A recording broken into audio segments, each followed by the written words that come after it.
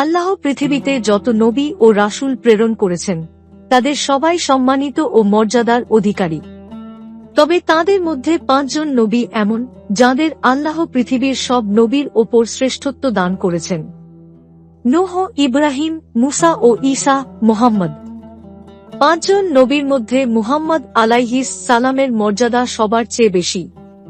আল্লামা ইবনে কাসির রাদিয়াল্লাহু আয়াতের ব্যাখ্যায় লেখেন, এ বিষয়ে কোনো মতভিন্নতা নেই যে 5 জন উলুল আজম নবীর মধ্যে মুহাম্মদ আলাইহিস সালামই শ্রেষ্ঠতর।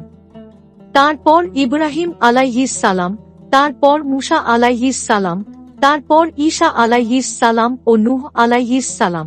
5 জন নবীর বিশেষ মর্যাদা লাভের কারণ হল আল্লাহর দ্বীন প্রচারে তাঁদের আত্মত্যাগ, স্বতন্ত্র আসমানি কিতাব ও শরীয়ত লাভ এবং মানব সভ্যতায় তাঁদের চিরন্তন অবদান ও প্রভাব। তাঁদের মধ্যে মুহাম্মদ আলাইহিস সালামই শ্রেষ্ঠ।